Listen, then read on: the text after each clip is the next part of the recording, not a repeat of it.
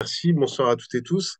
On va essayer d'expliquer ce soir les mesures d'attaque pour la justice fiscale, mais il a semblé nécessaire quand même, avant d'expliquer nos propositions, de revenir sur le constat, en fait, pourquoi est-ce qu'on fait ces propositions. Alors, je vais essayer de pas être trop long et de pas vous assommer trop de chiffres, mais quelques données donc en guise d'introduction. D'abord, on entend souvent que les pauvres payent pas d'impôts, ou encore que les 10% les plus riches payent 70% des impôts, ou alors ceux qui sont honnêtes disent au moins 70% de l'impôt sur le revenu. Et c'est vrai que dans le débat public, on a tendance à oublier que l'impôt sur le revenu n'est pas le seul impôt et que c'est pas même le principal impôt. Donc, avant de commencer, quelques ordres de grandeur, hein. La TVA, la taxe sur la valeur ajoutée, ça représente bien plus que l'impôt sur le revenu. En 2022, on a estimé que c'était autour de 200 milliards d'euros.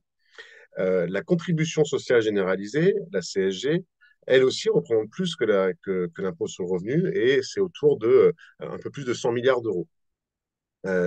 L'impôt sur le revenu, lui, rapporte moins à l'État et rapporté, par exemple, en 2022, 94 milliards d'euros. On va surtout parler, se concentrer sur les impôts payés par les individus, mais il y a aussi tout le débat sur l'impôt payé par les entreprises. Et pour donner un ordre de grandeur, l'impôt sur les sociétés, toujours la même année, c'était autour de 64 milliards d'euros. Donc on voit déjà, pour commencer, que la TVA est le principal impôt, et ça me permet de compléter sur un petit rappel sur les différents types d'impôts. En fait, il y a trois types d'impôts qui ont des effets différents sur les inégalités.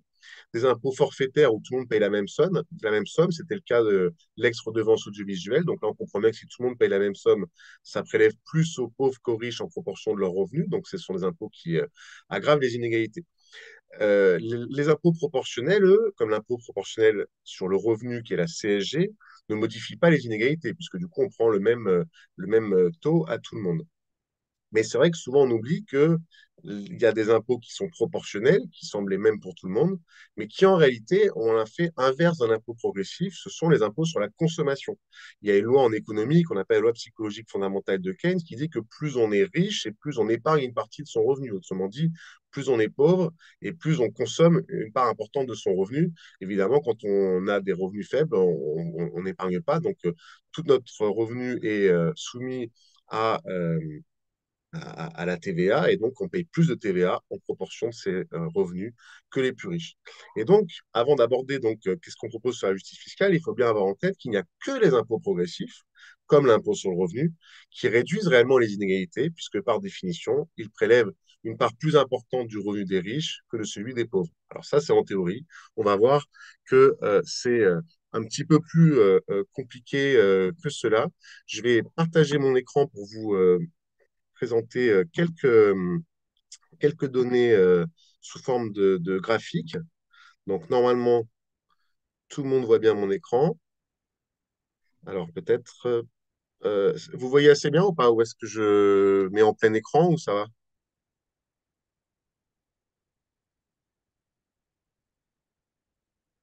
Pour moi, c'est bon. OK. Alors, un graphique qui est un petit peu vieux, qui avait été fait par la CGT Finances Publiques, mais qui montre bien qu'effectivement, plus on a des revenus importants, plus la TVA représente une part importante du revenu.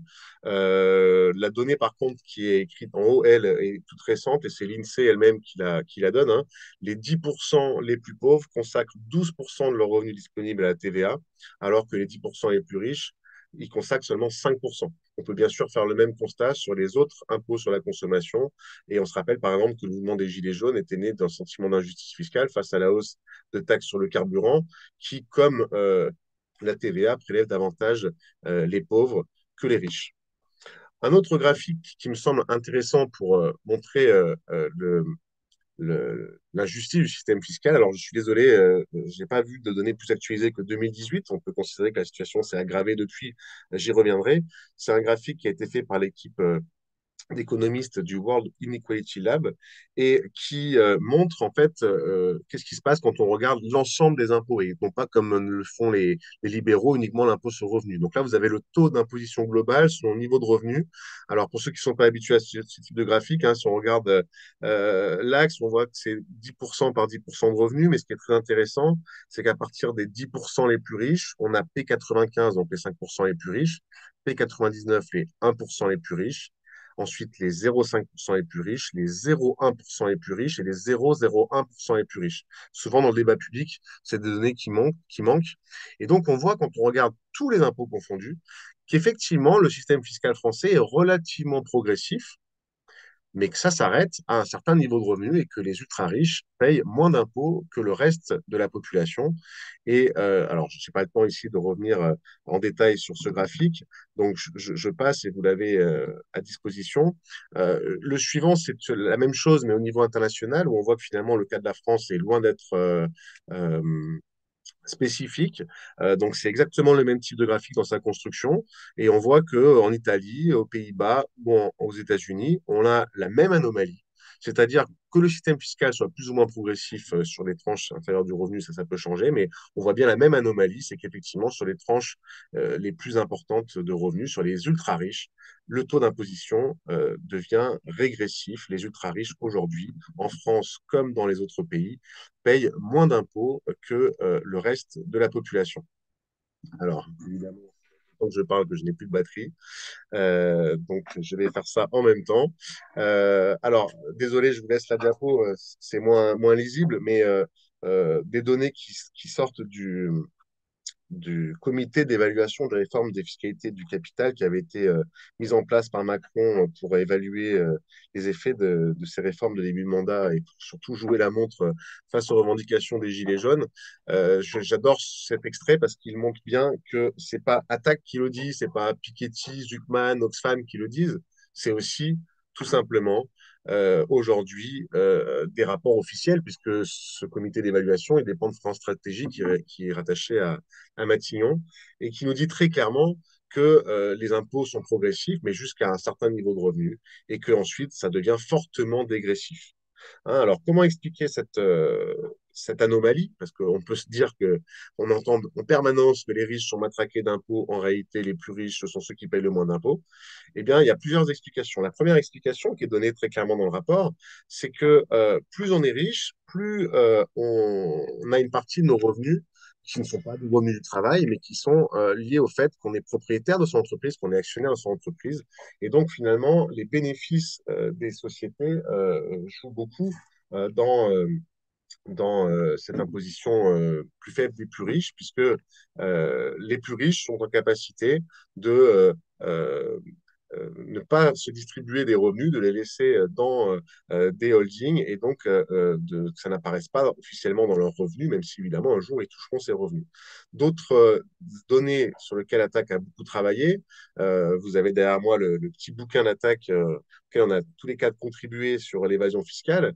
L'évasion fiscale, c'est un sport de riches. Hein. Alors, je donne quelques données. Gabriel Zuckman avait estimé il y a quelques années que 80% du patrimoine qui est détenu dans les paradis fiscaux appartient aux 0,1% les plus riches.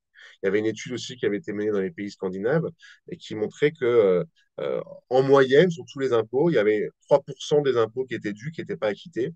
Mais si on s'intéressait aux 0,01% les plus riches, on avait 30% des impôts qui n'étaient pas acquittés. Donc évidemment, ça affecte fortement la progressivité de l'impôt sur le revenu. Il y a un autre élément, l'évasion fiscale, c'est à la limite de la légalité et de l'illégalité. Souvent, on ne sait pas très bien si c'est légal ou illégal avant qu'il y ait une enquête. Il y a des éléments qui sont totalement légaux, ce sont les niches fiscales. On y reviendra tout à l'heure probablement dans les propositions. Certaines niches fiscales ont comme principale fonction aujourd'hui de permettre aux plus riches d'échapper à l'impôt de manière légale. On y reviendra peut-être plus tard.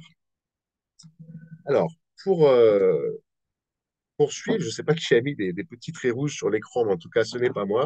Je ne sais pas si vous les voyez aussi.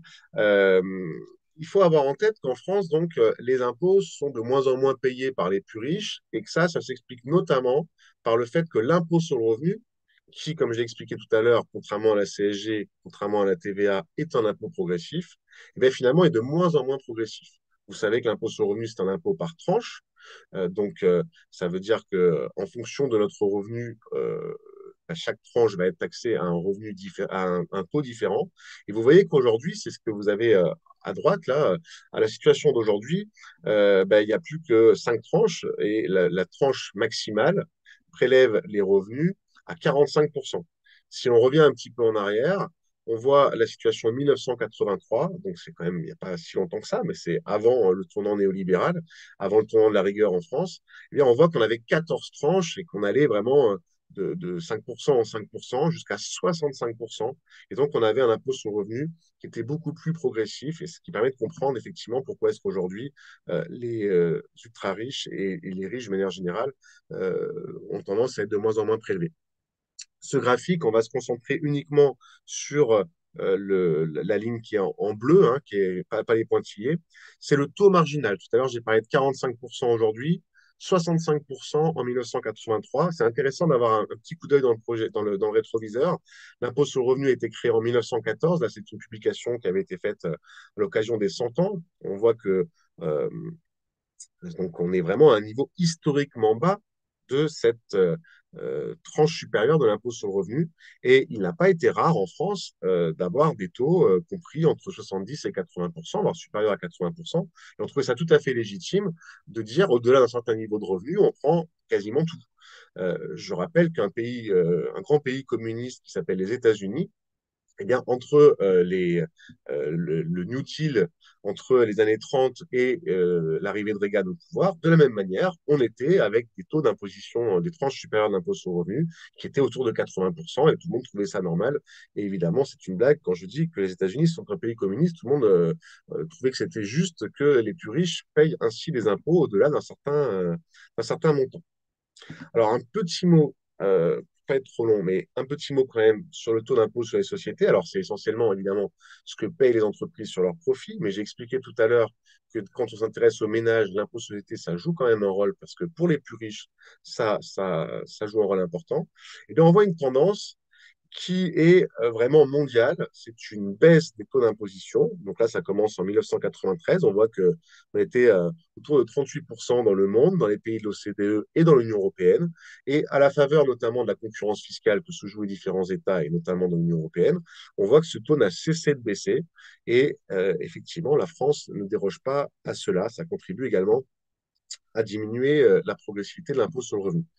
Et donc, quand on regarde l'ensemble des impôts, ça, c'est un graphique qu'avait fait Oxfam qui date de quelques années, mais la situation n'a fait que s'aggraver depuis, hein. On voit que la TVA, entre 2000 et 2019, les recettes ont augmenté. La CSG, les recettes ont très fortement augmenté. L'impôt sur les sociétés, les recettes ont baissé. L'impôt sur le revenu, les recettes ont augmenté, mais pas aussi fortement que ce qu'ont augmenté les revenus. Et donc, on voit bien ici qu'effectivement, la CSG, comme j'expliquais tout à l'heure, est devenue progressivement un des principaux impôts. Or, c'est un impôt qui est proportionnel, qui n'a pas d'effet sur les inégalités.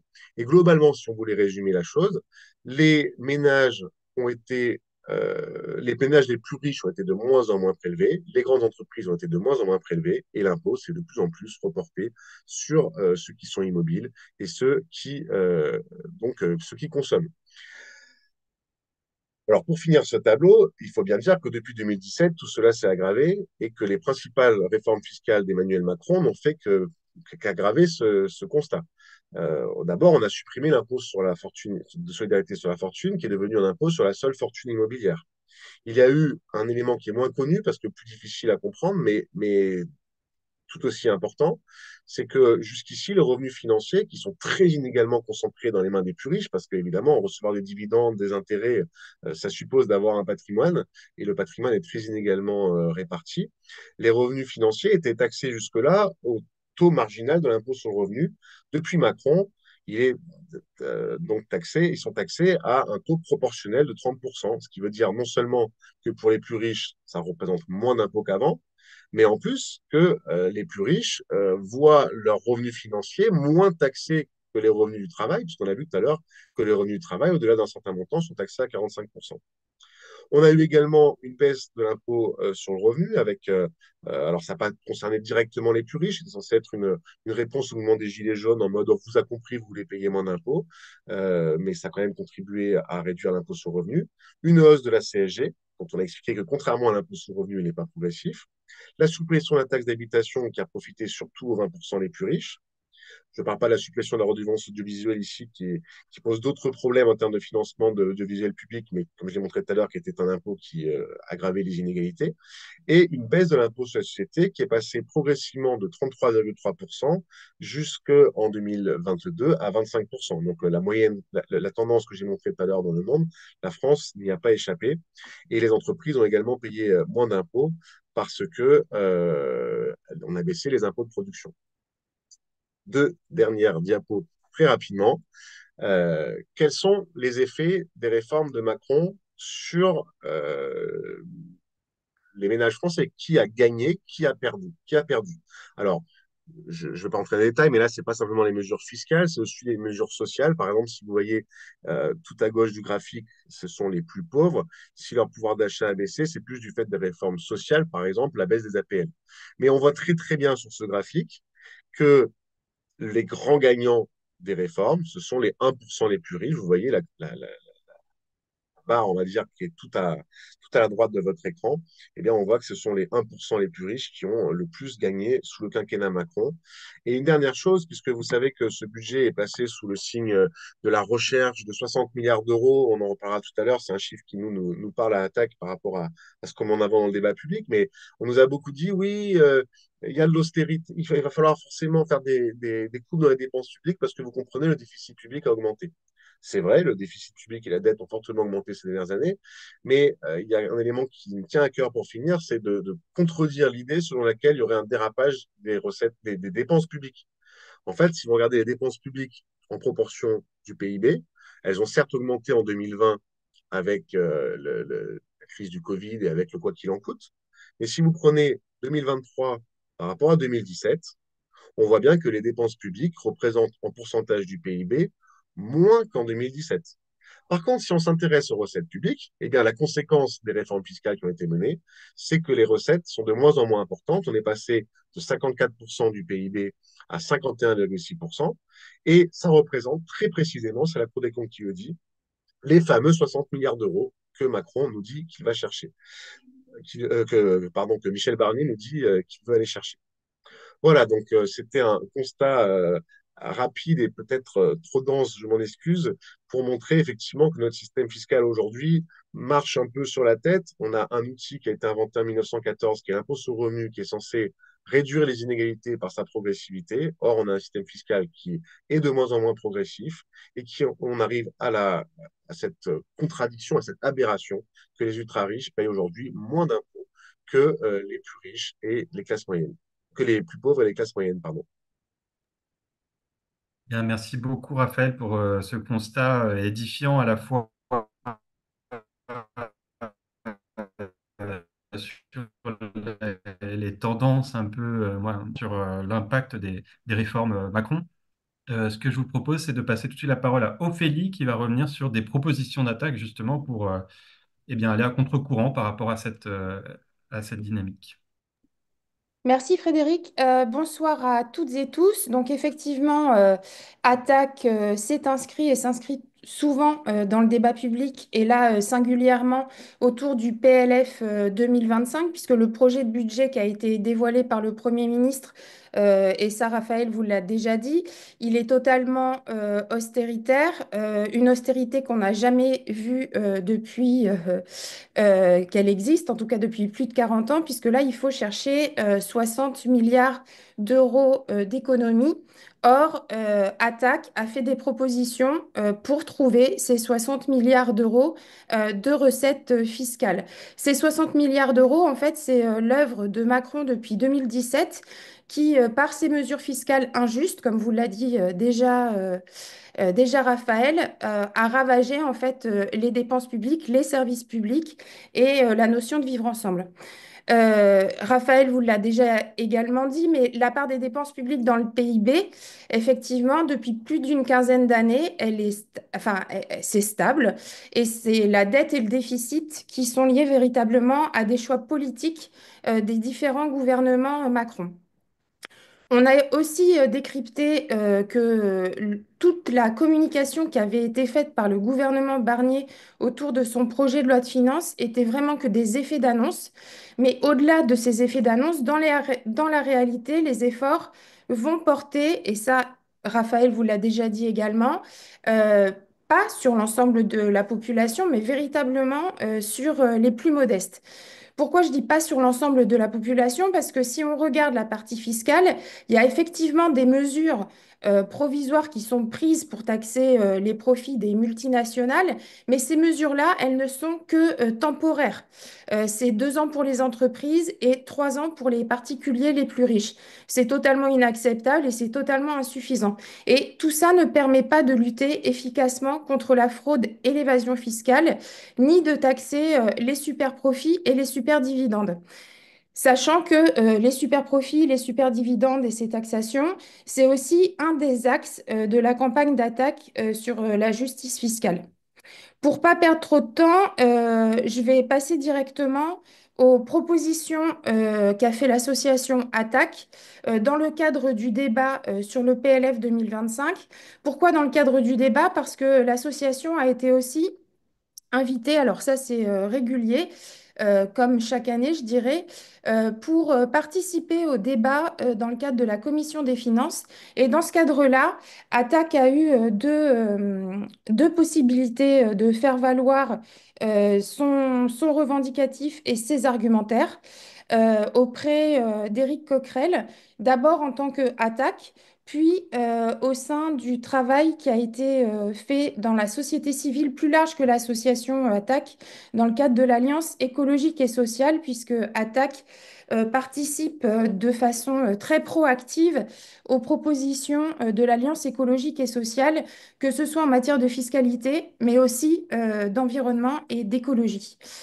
Donc ATTAC a porté dans le débat budgétaire des mesures de justice fiscale donc, comme à notre habitude, mais là en allant beaucoup plus loin, sur le fait de taxer les ultra-riches et lutter contre la fraude et l'évasion fiscale.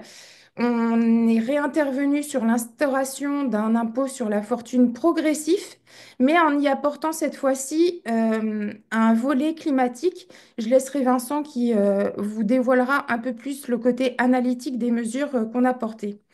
On a demandé également à ce que, ça c'est la pierre angulaire en fait d'attaque, je dirais, la réforme de l'impôt sur le revenu, et ça, enfin, ça rejoint tout à fait ce qu'a dit Raphaël tout avant, puisque l'impôt sur le revenu se veut progressif, mais il n'est pas assez progressif.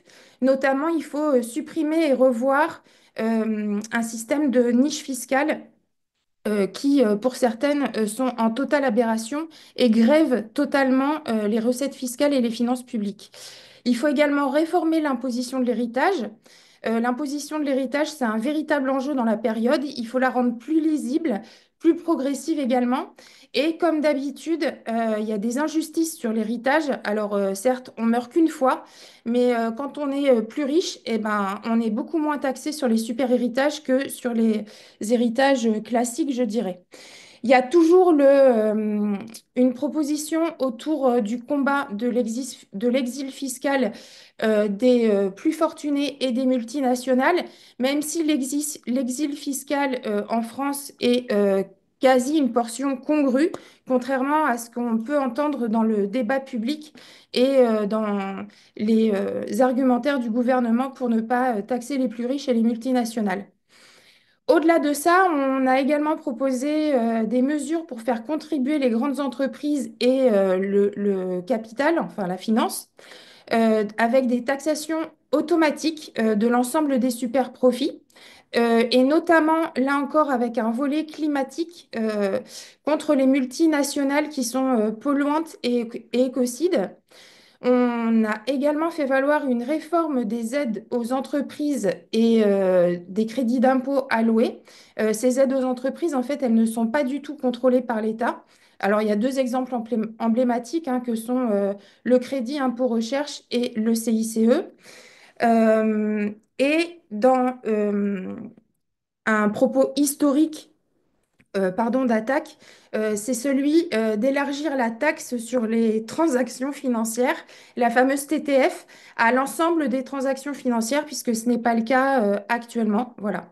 Donc, on verra dans les prochains jours comment se porte ce débat-là, sachant que le NFP a porté la plupart des amendements qui étaient les nôtres. Alors, pas forcément en tant que tel, voilà.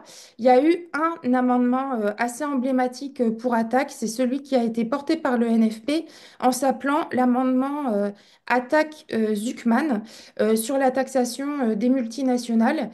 Avant de revenir vers vous sur les questions, si vous en avez, je pense que je vais céder la parole à Vincent sur le côté plus analytique des choses. Merci à vous.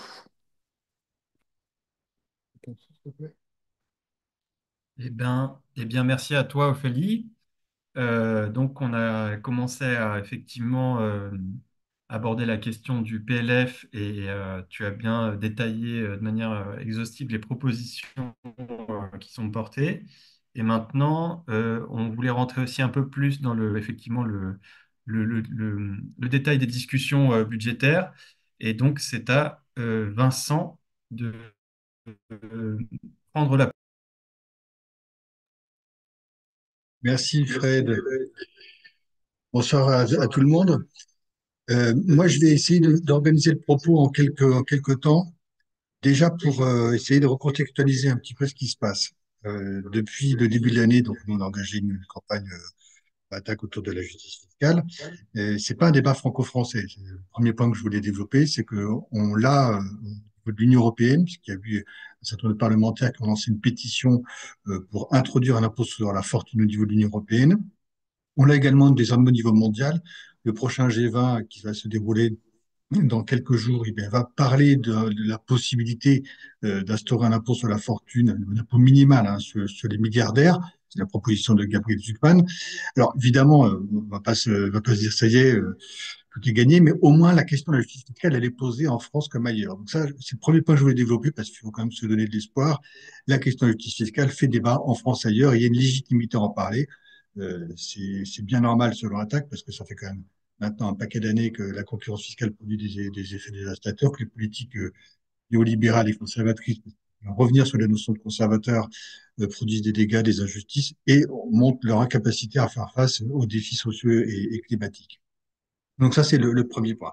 Et c'est quelque chose qu'on a retrouvé dans les débats. Alors, les débats peuvent paraître un peu techniques, mais peut-être que pour la première fois depuis longtemps, on a vraiment parlé fiscalité et il y a eu des stratégies politiques, mais pas forcément des mauvaises stratégies politiques, dans la mesure où il y a plusieurs blocs et qu'aucun n'a vraiment la majorité, eh bien, il y a eu un certain nombre de mesures qui sont issues de compromis passés entre les élus du Nouveau Front Populaire et d'autres, beaucoup plus modérés, voire même, on n'aurait même pas imaginé pouvoir s'allier sur certaines mesures.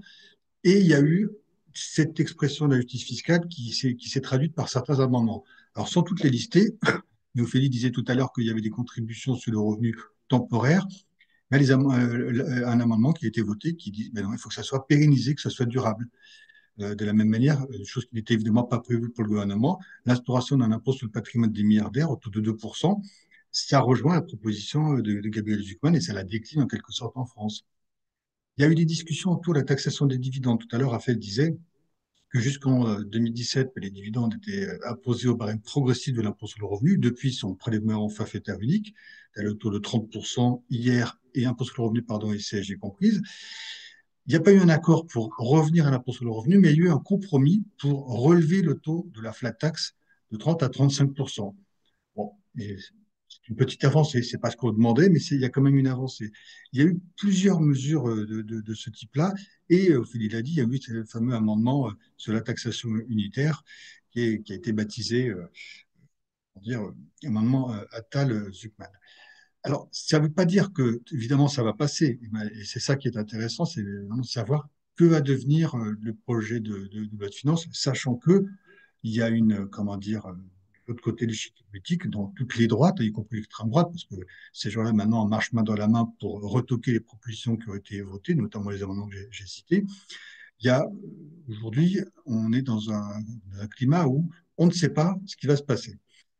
Ce qui peut se passer sur un point de vue purement institutionnel. Le truc le plus improbable, c'est que l'Assemblée finalement adopte la partie recette. Bon, c'est totalement improbable. On imagine mal une majorité se dégager autour soit du projet de gouvernement, soit du projet amendé, notamment par le NFP. Donc, on peut l'évacuer assez vite. Il y a une solution assez probable, c'est que l'Assemblée rejette la partie recette. Il faut savoir que le projet de loi de finances est structuré autour d'une partie 1, la partie recette, partie 2, les dépenses de l'État. Si l'Assemblée rejette la partie recette, alors toute la loi de finances, y compris la partie 2, arrive directement au Sénat. Et la partie 2, les dépenses publiques ne sont pas, les dépenses de l'État, pardon, ne sont pas examinées par l'Assemblée nationale. Ça veut dire que pour le gouvernement, on arrive au Sénat avec le projet initial, mais c'est pas forcément la chose la plus à droite, notamment politiquement. Il y a évidemment la solution du 49.3. Le 49.3, vous le savez, c'est on engage la responsabilité du gouvernement sur la partie 1, par exemple, ce qui permet de parler de la partie 2, quitte à faire comme Elisabeth Borne l'a fait l'année dernière, remettre un 49.3 sur la partie 2. Le risque, il est politique, c'est évidemment de s'exposer à une motion de censure. Mais c'est quelque chose qui est envisagé. Pourquoi? Parce que s'il y a vraiment une alliance avec le RN, si le RN ne vote pas les motions de censure, eh bien, le 49.3 peut fonctionner et le projet peut être adopté par l'Assemblée nationale. Et puis, il y a une hypothèse à laquelle on réfléchit assez peu, c'est que comme l'Assemblée est limitée dans le temps pour examiner le projet de loi de finances, ben, le gouvernement peut laisser le temps filer et puis, au-delà lorsqu'on attendra la dette limite, hein, l'Assemblée a 40 jours pour examiner le projet de loi de finances, ben, le gouvernement peut activer l'article 47 de la Constitution et renvoie directement le texte au Sénat dans la version initiale, ce qui donc avantage le gouvernement. Et donc, c'est notamment cette hypothèse qui est crainte par Éric Coquerel et d'autres. Et Éric Coquerel avait demandé aux parlementaires de produire des amendements utiles. Il faut savoir que la plupart des amendements, en nombre, ont été déposés, notamment par les macronistes et la droite. Et pourquoi? Parce que l'ENFP voulait vraiment que certains amendements passent. Et en face, on a eu ce qu'on appelle une obstruction, une stratégie qui vise à pousser le gouvernement soit à maintenir son projet initial, soit à activer le 49.3. Donc voilà, on va avoir une bataille parlementaire qui sera intéressante à analyser. Et évidemment, compte tenu de l'orientation du gouvernement, donc, je ne vais pas vous faire l'insulte de dire il penche clairement à droite, pour pas dire beaucoup plus quand on voit les propos de Retailleau sur notre terrain. On sait que le gouvernement, aujourd'hui, ne veut faire que de quelques petites mesures symboliques pour calmer la population et faire passer l'essentiel de son projet qui consiste notamment à engager une politique d'austérité, c'est-à-dire ces fameux 40 milliards qui reposeraient et sur l'État, les collectivités locales et la sécurité sociale. Donc, comme il est dans cette perspective soutenue par les intérêts qui veulent que ça soit ça et pas autre chose, on aura probablement soit le 49.3, soit le renvoi devant le Sénat. Pour nous, ça veut dire quoi? Ça veut dire quoi? Que déjà tenir compte que sur le terrain des idées, nous avons avancé et continuer à le marteler parce que les projets de loi de finances, les projets de loi de financement de la sécurité sociale, parce que maintenant il faut aborder les choses dans leur globalité, mais il y en a tous les ans. Ça veut dire que ce débat va revenir et que les points qu'on a marqués aujourd'hui sur le terrain des idées, il va falloir continuer à les porter. Il y a un certain nombre de comités locaux qui sont allés voir leurs parlementaires. Il y a un débat public à nourrir. Et il y aura peut-être aussi pour attaque à voir comment on aborde l'année prochaine pour que ce qui était aujourd'hui des idées qui sont passées, des amendements, soit demain potentiellement une réalité. Mais là, c'est un débat beaucoup plus large. Voilà pour le moment. Merci. Eh bien, merci à Vincent. Comme je vous l'indiquais en introduction, l'idée c'est de faire un deuxième tour avec vos questions. Pour l'instant, je ne vois pas de questions dans le fil de discussion, mais en vous écoutant, du coup, j'avais moi-même une petite question à vous poser, en particulier à Ophélie. C'était sur la question des propositions euh, et une remarque sur la CSG euh, à laquelle Vincent pourra répondre. Euh, dans un premier temps, et en attendant, n'hésitez pas hein, à proposer vos questions. Euh, Donc, Ophélie, s'agissant des propositions, dans quelle mesure ces propositions donc, sont partagées largement dans le mouvement social, écologiste et parmi les syndicats? Parce qu'on parle évidemment des propositions d'attaque, tu as parlé un peu de l'Alliance écologique et sociale. Est-ce qu'on arrive à avoir comme ça des propositions qui font consensus dans le mouvement social? Oui, totalement. Donc, je suis allée très vite là sur ce sujet lors de la présentation des propositions qui ont été faites par Attaque. Mais les propositions qui ont été faites à Attaque ne sont pas, pour certaines, que des propositions d'attaque. Je m'explique.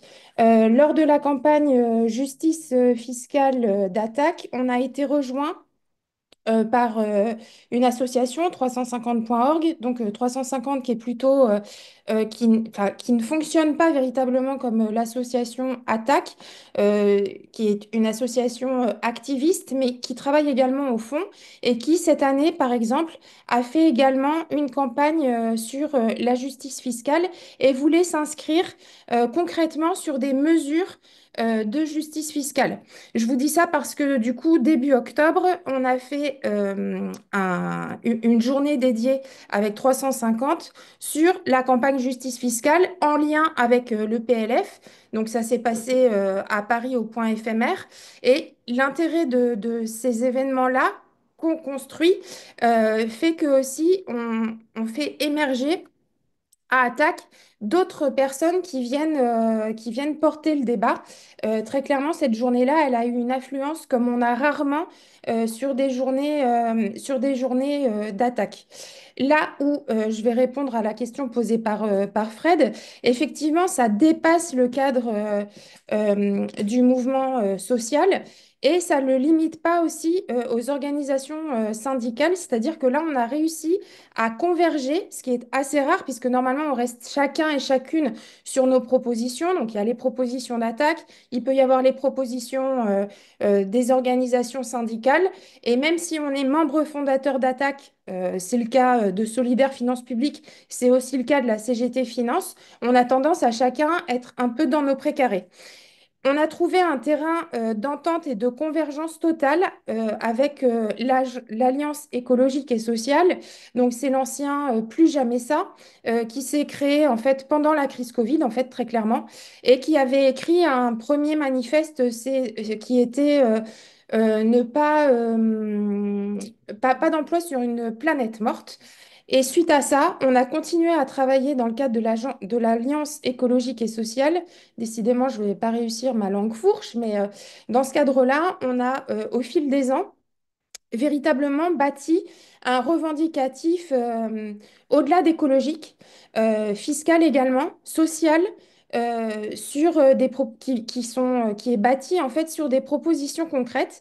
Sur ces propositions concrètes ont émergé dans le cadre de notre audience à la commission des finances, par la commission des finances, où en fait là c'était un débat qui était ouvert pour AES et le pacte du pouvoir de vivre. Donc, on était Cécile Duflot, une représentante du pacte du pouvoir de vivre, et moi pour Attaque. Et on a posé ensemble, donc pour montrer, ça fait un ensemble de 90 associations et mouvements et associations et syndicats. En tout cas, 90 organisations du mouvement social qui se retrouvent sur 6 mesures de justice fiscale et de justice écologique et qui sont concrètes. C'est-à-dire qu'on arrive à véritablement avoir un consensus qui va beaucoup plus loin que nos organisations toutes seules. Du coup, on crée une vraie dynamique et on pèse et on pose beaucoup plus dans le débat pardon, sur le PLF 2025 et sur bah, contrer les inégalités et agir également pour la planète. C'est ce qui est totalement éludé dans le budget 2025 de Monsieur Barnier, puisque tout ce qui considérait en fait des dépenses pour l'écologie et la planète sont totalement érodées. Je m'arrête là. J'espère avoir répondu à la question. Très bien, merci. Et alors, je te propose, Vincent, de prendre la suite là, sur la question à la fois de la CSG, puis aussi une question sur la taxe d'habitation. Et ensuite, Raphaël, je crois qu'il y a une question Oui, pour puis toi sur il y a, voilà, comment dire, sur la deux, trois question remarques. d'un... Alors, pardon, sur le statut de la CSG, qui a été créé par Michel Rocard en 90, le statut juridique, c'est quoi? C'est que c'est un impôt affecté. Voilà, ça rentre dans le champ de l'article 34 de la Constitution. C'est un impôt, mais c'est un impôt qui est affecté aux caisses de sécurité sociale. c'est comment dire, la définition constitutionnelle et juridique. Pour autant, dans l'esprit de tout le monde, comme ça finance la Sécu, même si l'assiette est beaucoup plus large, il faut savoir que les revenus du patrimoine sont imposés à la CSG, même s'ils ne sont pas assez prélevés, ces revenus du patrimoine, ça rapporte quand même 10 milliards d'euros. Et donc, c'est un prélèvement un peu hybride parce qu'on l'associe d'une certaine manière pour les salariés un peu à une cotisation sociale, c'est prélevé sur le bulletin de paye, etc. Mais en réalité, bah, ça modifie quand même la structure du financement de la sécurité sociale et je n'ouvre pas le débat ici. Alors, c'est aussi ce que disait Yannick dans le chat à l'instant. Oui, il faut parler, quand on parle il faut parler prélèvement obligatoire plutôt de contribution commune. Parce qu'objectivement, nous finançons le système de sécurité sociale et les services publics par des prélèvements qui ont certes des natures différentes, des constructions historiques, sociales, différentes, mais nous mettons au pot commun. Et comme les néolibéraux nous ont opposé la notion de prélèvement obligatoire, il faut qu'on leur réponde sur le terrain de la contribution commune. Et voilà le choix de société qu'on a fait en l'occurrence. Donc, c'est pas absurde de parler et des ressources sociales et des ressources fiscales, y compris pour montrer que la répartition des richesses, elle n'est pas bien organisée. Il y a des réflexions, par exemple, sur la progressivité de la CSG, on pourra en parler. Donc ça, c'est le premier point. Ensuite, deux trucs très, très vite. Sur la taxe d'habitation, aujourd'hui, on s'aperçoit que les collectivités locales manquent de recettes, alors que ce sont les collectivités locales qui réalisent la majorité de l'investissement public. Il va y avoir bientôt un salon des maires de France qui va être un peu punchy. Et donc, il y a une réflexion sur la façon dont on les finance, parce que l'État est allé trop loin, et c'est valable et pour les collectivités locales et pour la Sécu. On a transféré des impôts, des parts d'impôts. Cet après-midi, on échangeait de tous les quatre sur la TVA. Ben, il y a une part de la TVA, il y a 41 milliards qui vont aux collectivités locales, presque 50 qui vont à la Sécu, ça devient totalement illisible. Et donc, pour les collectivités locales, certains réclament le retour d'un impôt local. Lequel, on ne sait pas. Il y a des réflexions en ce moment sur est-ce que c'est une part qui est sur le revenu ou est-ce qu'on reconstruit quelque chose de local. Donc, pour l'instant, on n'en est pas encore là, c'est pas décidé, mais ça montre qu'il y a vraiment un souci sur notamment les services publics locaux. Et quand on regarde la disparition des services publics, notamment dans certains quartiers, dans certains lieux, on voit que ça alimente le vote du RN. Donc, il y a un enjeu là-dessus. Et rapidement, pour conclure sur la progressivité de l'impôt sur le revenu, s'il y a moins de niches fiscales, on impose tous les revenus financiers au barème progressif, même sans avoir retouché les taux, on aura regagné une sacrée progressivité. Et si je pousse un peu, il y a une réflexion. Raph tout à l'heure disait que les plus riches ne sont pas imposés. Oui, parce que les ultra riches notamment logent une partie des revenus qui remontent par les différentes filiales des sociétés qu'ils contrôlent dans une holding familiale. Et tant que ça ne leur est pas versé, ça n'est pas imposé. Et Gabriel Zucman notamment, l'Institut de politique publique aussi, et d'autres ont dit, ben, nous faisons comme les États-Unis qui taxent une partie de ces revenus non distribués. Ça permettrait de regagner la progressivité. Donc voilà les mesures sur lesquelles on continue à plancher. Je prends le relais pour Merci répondre à la beaucoup pour ces question. précisions. Oui, Raphaël, effectivement, si tu veux apporter quelques précisions là sur le graphe, et puis peut-être pour ajouter, si tu le souhaites, donc, une des interventions pose la question de la progressivité. Tu as fait le constat de la non-progressivité de l'impôt jusqu'à présent, en tout cas d'une tendance qui ne porte pas vers la progressivité. Est-ce que les propositions d'attaque permettraient de rétablir une forme de progressivité? Est-ce qu'il y a des propositions, notamment sur la TVA, parce que tu abordais la question de la TVA et de son caractère injuste?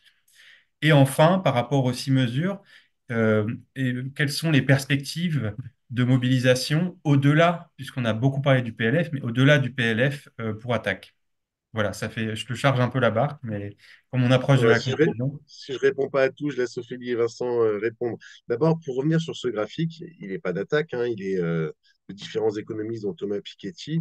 Euh, je suis parfaitement d'accord sur le fait qu'il y a besoin de distinguer parmi les prélèvements obligatoires les impôts, dont la fonction est censée être de financer le budget de l'État, les services publics, etc.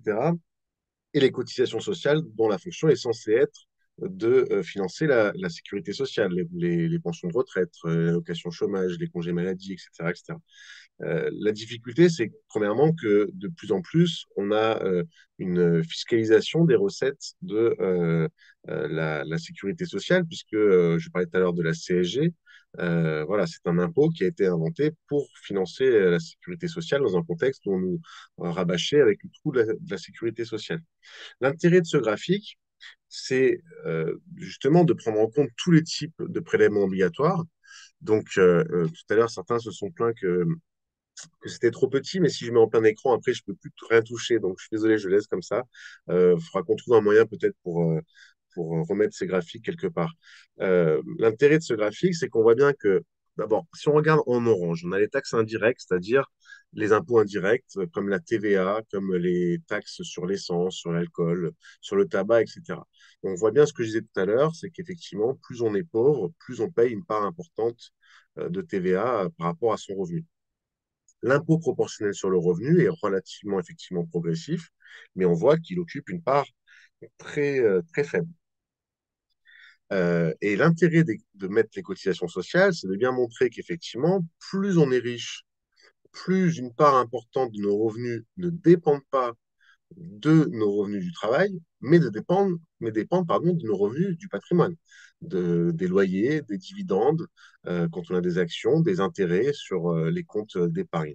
Et donc, effectivement, c'est l'intérêt de mettre, je trouve qu'ils ont eu raison de mettre les cotisations sociales dans ce graphique, parce que euh, ça permet de bien montrer qu'effectivement, si on prend tous les types de prélèvements obligatoires confondus, bien l'impôt n'est pas progressif en France ou pas assez, ou en tout cas qu'il ne l'est plus à partir d'un certain niveau de revenu. Alors, je vais répondre à la question sur la TVA. Au moment du mouvement des Gilets jaunes, on avait édité un document avec 10 mesures de justice fiscale, mais c'est vrai que c'est une mesure qu'on n'a pas tellement repris dans le débat public, parce que à chaque fois, quand on se pose des questions de quelles mesures on va mettre en avant, mais en fait, on en aurait des tonnes, et qu'on décide systématiquement d'en mettre quelques-unes dans le débat public. Là, c'était 6 mesures pour 60 milliards. Ça tombait bien par rapport au chiffrage du gouvernement, mais c'est vrai que ça ne veut pas dire qu'on propose que ça. Par exemple, il n'y a rien sur les tranches d'impôt sur le revenu dans les 6 mesures qu'on a pris, alors que bien sûr qu'on est pour, je réponds à l'autre question en même temps, pour plus de progressivité de l'impôt, et donc forcément pour le fait que l'impôt sur le revenu représente une part plus importante des impôts que ce qu'il est aujourd'hui. Alors sur la TVA, la mesure qu'on avait proposée, c'était de réfléchir sur un taux d'imposition minimal, voire nul, sur les produits de première nécessité. Euh, c'est quelque chose qu'on n'a pas énormément travaillé. Je laisserai peut-être mes camarades répondre parce que c'est vrai que on avait vu au moment de la baisse par Sarkozy de la TVA sur l'hôtellerie et la restauration que ça s'était pas traduit spécialement par une baisse des prix des restaurants ou des hôtels, mais que ça s'était plutôt traduit par une hausse des marges des hôteliers et des restaurateurs. Bon, on peut avoir des doutes sur la question d'un impôt 0% ou plus faible sur un certain nombre de produits. Mais je pense que ce qui est vraiment fondamental de comprendre, c'est que, et c'est ce que j'ai essayé de pointer tout à l'heure, c'est qu'en fait, on a, en gros, on va dire trois gros types d'impôts aujourd'hui. On a cette CSG qui est un impôt proportionnel. On a la TVA et les impôts sur la consommation qui sont des impôts dégressifs, et on a l'impôt sur le revenu qui est un impôt progressif. Et donc tout l'enjeu, c'est de baisser le poids des impôts qui aggravent les inégalités, qui sont dégressifs, comme les impôts sur la consommation, pour augmenter le poids des impôts progressifs. Et puis, pour finir là-dessus, évidemment, il n'y a pas que l'impôt sur le revenu, parce que la difficulté, c'est bien que aujourd'hui, les plus riches détiennent un patrimoine très important, ce qui génère des revenus du patrimoine. Donc, il y a toute la question de la taxation des revenus du patrimoine. Donc, ça relève de ce que disait Vincent tout à l'heure sur la flat tax et sur le fait qu'il vaudrait mieux, dans l'absolu, plutôt que de monter le taux de la flat tax, il vaudrait mieux revenir à une progressivité de l'imposition des revenus du capital. Mais c'est vrai que j'ai oublié, pardon, la fin. Oui, il y a évidemment aussi toute la question de l'ISF, c'est-à-dire de taxer directement le patrimoine. Aujourd'hui, le problème du patrimoine, en gros, pour faire simple, c'est que moins on taxe le patrimoine, plus il a tendance à se reproduire naturellement, il n'y a pas besoin de travailler. Bernard Arnault, il n'a pas besoin d'aller travailler. Tous les ans, il détient 51% des actions de LVMH. Donc, grâce à son patrimoine, tous les ans, il reçoit des dividendes qui sont colossaux. Alors qu'ils sont logés dans des holdings au Luxembourg et ailleurs pour éviter de de payer l'impôt. Donc, il y a évidemment tout un travail à faire là-dessus. Mais il y a tout un travail à faire effectivement sur étêter ces patrimoines et faire en sorte qu'on considère que c'est pas normal en fait d'accumuler sans fin et qu'à un moment donné, il faut mettre une espèce de limite à cette accumulation de richesse. Je rappelle qu'Attaque est mobilisé par exemple contre l'utilisation des jets privés ou des méga-yachts. Il y a vraiment une dimension importante ici, c'est que les ultra-riches aujourd'hui sont en train de détruire la planète avec leur mode de vie, qu'il est difficilement concevable de demander à la population de faire des efforts, de se mettre par exemple le chauffage à 19 degrés comme le demande le gouvernement dans les clips, si on ne fait rien pour empêcher les ultra-riches de prendre leur jet privé ou de, ou d'utiliser leur méga yacht. Donc là, ne serait-ce que sur cette dimension-là, il y a une nécessité, effectivement, comme le dirait Eric Woerth, ça ne m'arrivera pas souvent de le citer, mais d'appauvrir les milliardaires. C'est important d'appauvrir les milliardaires. Rassurez-vous, rassurons-nous, ils auront toujours de quoi vivre à la fin du mois, mais il n'y a pas de raison qu'ils continuent à s'enrichir de manière indécente. Je n'ai pas mis des chiffres tout à l'heure, mais on a des données sur les patrimoines des milliardaires français qui n'a fait qu'augmenter ces dernières années de manière totalement indécente. Donc, il serait temps aujourd'hui, après avoir bénéficié de tant de cadeaux fiscaux, qui passent enfin à la caisse et que chacun paie sa juste part d'impôt.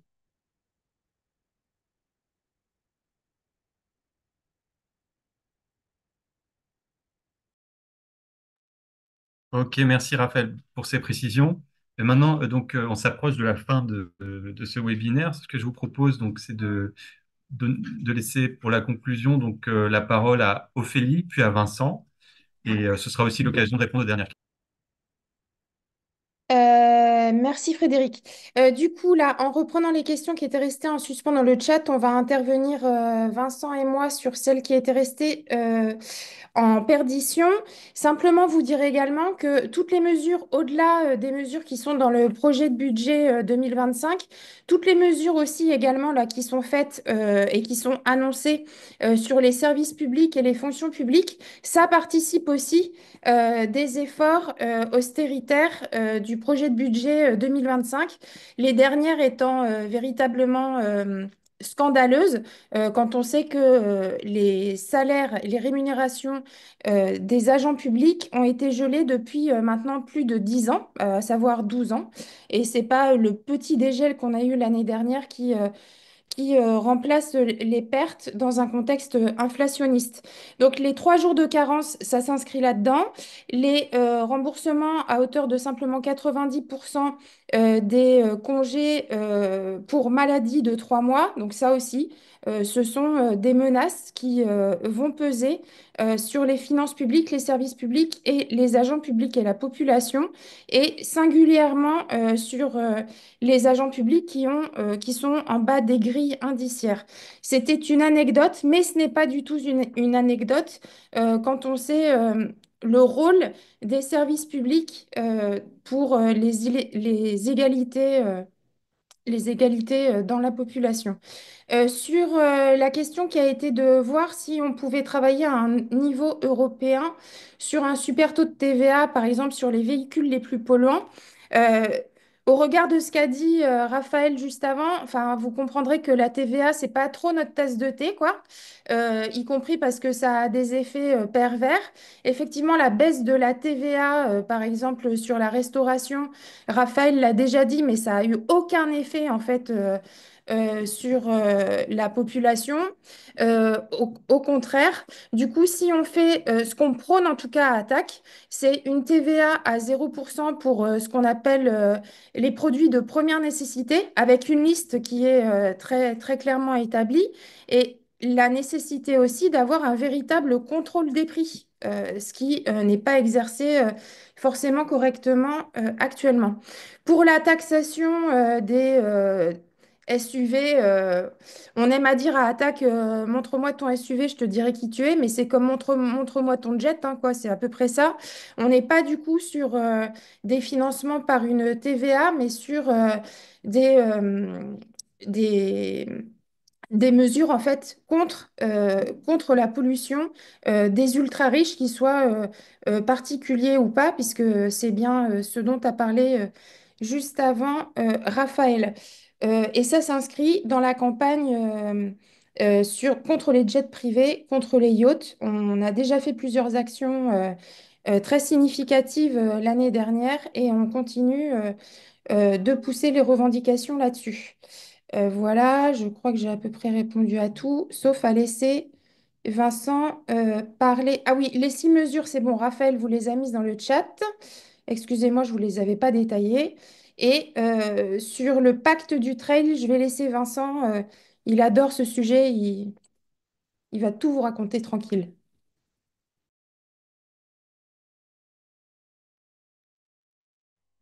Du coup, j'enchaîne en faisant passer une idée, hein. Plus on taxe les riches, moins on les rend polluants.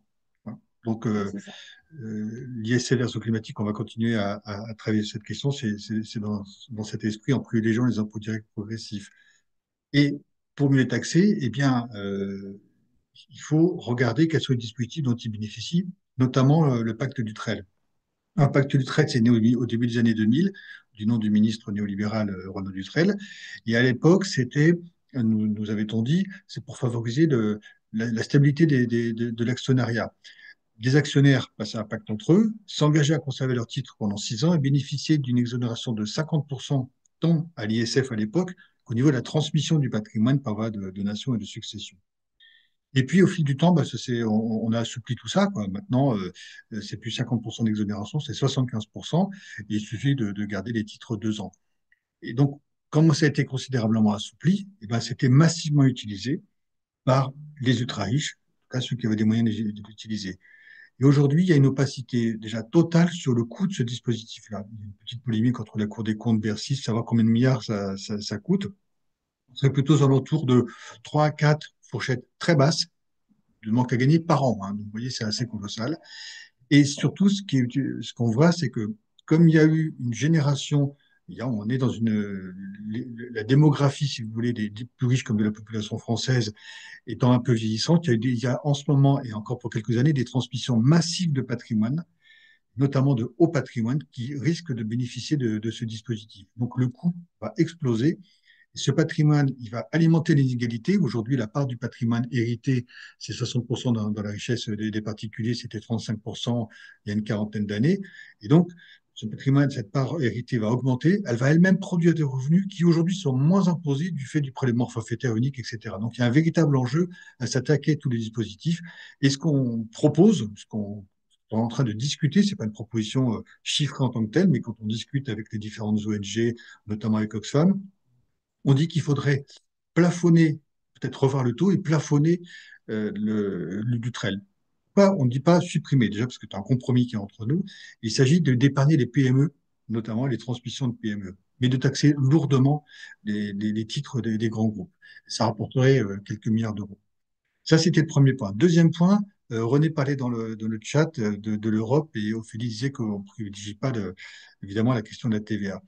Il y a une réflexion européenne, on est altermondialiste, hein, dans Attaque depuis longtemps, autour de la façon dont on pourrait essayer de, évidemment, lutter contre l'évasion fiscale. Il ne faut pas oublier que ça reste une des priorités d'Attaque, mais instaurer peut-être des règles communes qui neutralisent l'évasion fiscale. Donc, il y a la taxation unitaire dont Ophélie a parlé tout à l'heure, qui pourrait tout à fait être instaurée au sein de l'Union européenne, parce qu'en plus, il y a déjà un projet d'harmonisation des bases de l'impôt sur les sociétés.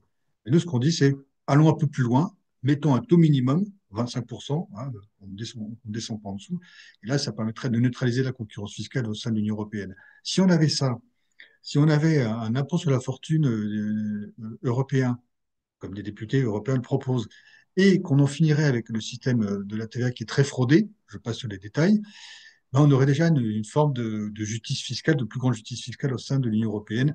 En organisation syndicale, on appelle ça le serpent fiscal européen, c'est-à-dire empêcher les impôts directs de trop baisser et au contraire favoriser leur extension et empêcher les impôts directs de trop plafonner. Tout ça, je conclurai rapidement en disant que moi, je disais tout à l'heure qu'on a eu un vrai débat sur la justice fiscale, il va se prolonger. Pour nous et avec les autres organisations, il y a un enjeu qui n'est pas simplement la bifurcation sociale écologique dont on sait comment on peut la financer par plus de justice fiscale. Il y a désormais aussi un enjeu, c'est d'empêcher l'extrême droite d'arriver au pouvoir. C'est le même enjeu. L'injustice fiscale alimente notamment le RN. Répondre à la justice fiscale par des propositions crédibles, réalistes et ambitieuses, hein, comme pour reprendre un terme qu'on entend souvent, c'est aussi lutter contre les RN. Et défendre les services publics, la protection sociale, c'est aussi défendre contre les raids. Et puis, une petite touche personnelle, entre guillemets, ça fait longtemps qu'on voit que dans les arguments des néolibéraux, pour faire court, on a les mêmes arguments que les conservateurs du 19e siècle. Au 19e siècle, Adolphe Thiers disait, ne créons surtout pas d'impôt sur le revenu progressif, tous les riches vont fuir et on va s'appauvrir. Les conservateurs disaient au début du XXe siècle, pas de droit de donation et de succession, et ça sera leur prochain combat, parce que ça va faire fuir les riches et ça va les appauvrir. Ils disent également, pas de contrôle fiscal, parce que c'est inquisitoire, etc. Aujourd'hui, on a les mêmes termes. Donc en fait, ils n'ont pas changé. Il y a les vrais progressistes d'un côté et les conservateurs de l'autre. Et on est en train de le voir. Donc il y a quand même de l'espoir de faire passer nos idées et qu'elles deviennent un jour des réalités. Mais c'est un chemin est long.